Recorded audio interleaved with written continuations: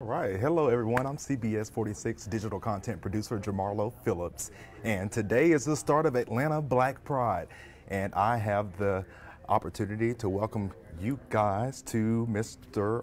Alec Ford. He's basically the CEO, and he's going to talk a little bit about Atlanta Black Pride and monkeypox, something that we've been bringing to you over the past few months. So, Alec, how are you today? Jamarlo, I hope your day is going well. Thank you so much for having us to talk about this, not only the event that's taking place in Atlanta, but this important public health emergency. Awesome. So, as you know, Atlanta Black Pride starts today. So, maybe talk a little bit about what have you seen on your end of the spectrum. Yeah, I think our observations include a couple things, Jamarlo. I think the first thing is nationally as a country, we're pretty close to having 19,000 cases of monkeypox. Our company, Carius, is out here in California. We've seen a significant number of cases in California. I think people are well aware, and it's an important reminder during the events this weekend. People are well aware the majority of cases of monkeypox have been the result of very, very close male-to-male transmission and proximity. And so we think the risks are important to consider, but for a lot of folks, hopefully the risks will be less than they've been, quite frankly, in the last 2.5 years for a lot of the things we've done. And now we're moving in. We're talking about precautions. We know a lot of people gather together to have, fun during these type of events, that sort of thing. Talk a little bit about the precautions. What precautions should people take when they attend these large-scale events that are going to happen over the course of the Labor Day weekend? Thanks for that, Jamarlo. I'm not a clinician, but I think if you were to talk to our medical team here at Carius, they would tell you that both the CDC and the NIH and many public health officials have done a superb job of talking about how people can protect themselves and the appropriate kinds of precautions that they can take in these public events. It is not, it's not zero, but it's been relatively uncommon that people who are gathered together, let's say for a concert, or people who are just gathering as a group, the vast majority of monkeypox cases haven't been transmitted this way. But people still need to be careful, and close physical contact with someone who may have monkeypox or may have active lesions is something people are going to need to be very aware of. And talk a little bit about maybe who's most impacted by monkeypox. Yeah, I think that the clearly roughly 98% of the cases so far in the United States have been in men, and they've been in men who've had sex with other men. That's fairly well established by the Centers for Disease Control and other public health leaders. That's where the majority of transmission has taken place since this public health emergency began. I think those are the data points that folks know about. I know Georgia has had over 1,000 cases at this point, 1,400, I think, in looking at some of the data. And so I'm sure folks in Georgia are concerned about the risk to themselves, the risk to their families, everything from this important Pride event this weekend to kids going back to school, people going back to their universities, and people being in close proximity. And we both know that the White House just provided much more doses of the monkeypox vaccine. So, what's your advice to those who will be attending these large-scale events this weekend and who will be out amongst crowds, that sort of thing? Well, Jamarlo, if we've learned a lesson in the last 3 years, we've learned a lesson that a disease that exists anywhere in the world can be a disease in the United States. And so we've learned this again, unfortunately, with monkeypox.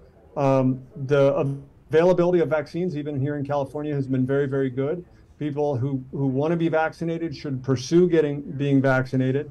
I saw a report out of San Francisco over the weekend of all of the people pursuing vaccines in the city of San Francisco on the day they were offering it. Everyone who wanted one got one.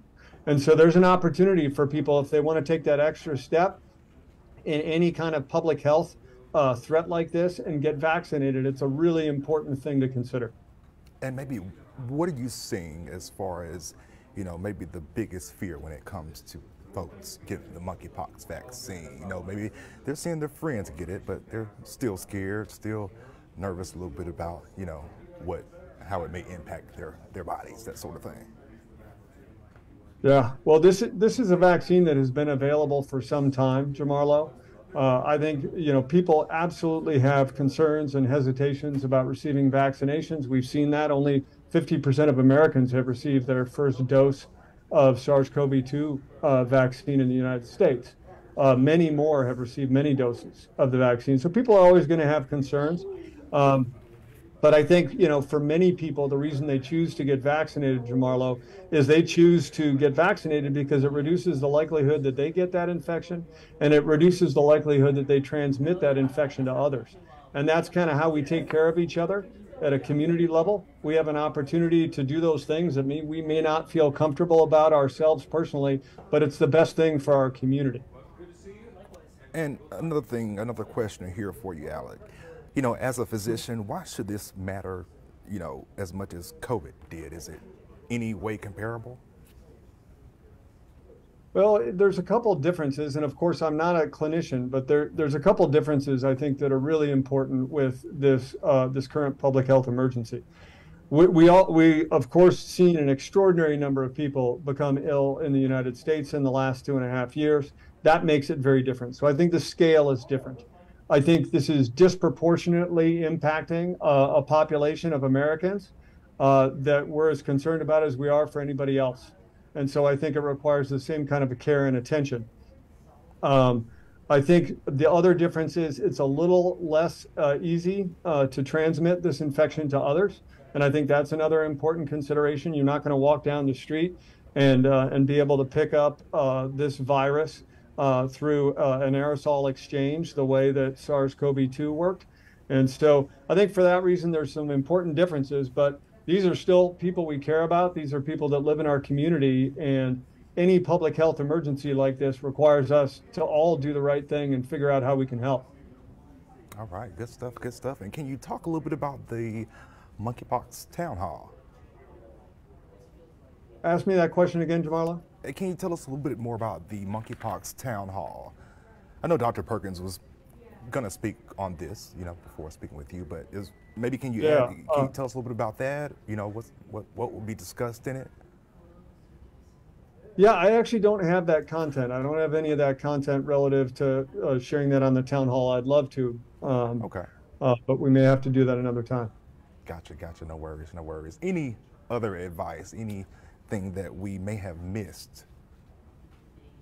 Yeah, Jamalo, I think the only thing I would add would be a little bit about what we do here at Carius. We currently offer a test that's used by hospitals that treat patients with cancer, pediatric hospitals, and those going through solid organ transplant. Those people who get immunocompromised as a result of their treatment. We've been offering this test for over 4 years, about 4.5 years, and we have the ability to detect monkeypox just from a sample of blood. I'm sure you know this, Jamarlo, but the majority of testing that's taking place today, and there's some great companies trying to improve testing, the majority of testing that happens requires someone to get fluid from a blister or the actual tissue around the blister itself.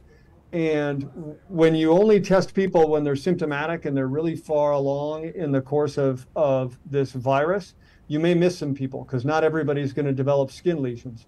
So what we're hoping to do as a company is we're working with public health leaders in California. We're working with national public health leaders like the CDC at the CDC and the National Institutes of Health.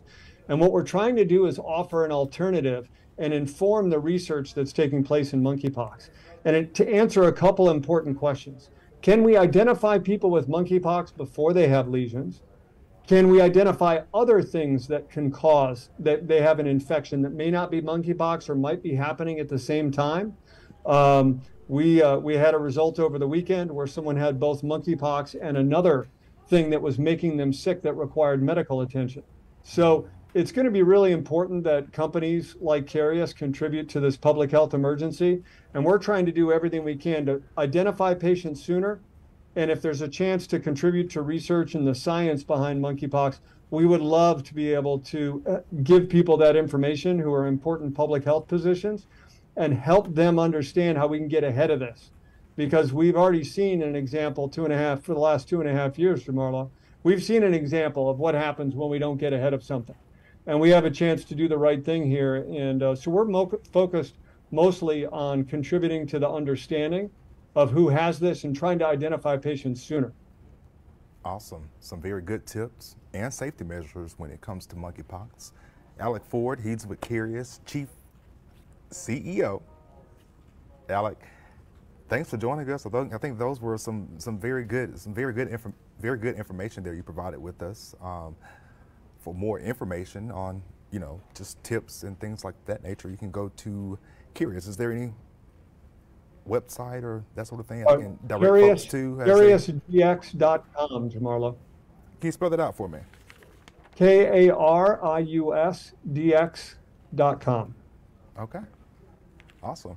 Again. And Jamarlo, I hope there's a great event this weekend in Atlanta and people get a chance to celebrate what they hold dear and important. And I hope just as importantly, I hope it's a safe event for everyone there. Absolutely. And I hope that they can use some of these tips that you provided here just moments ago before they, celebrate the weekend.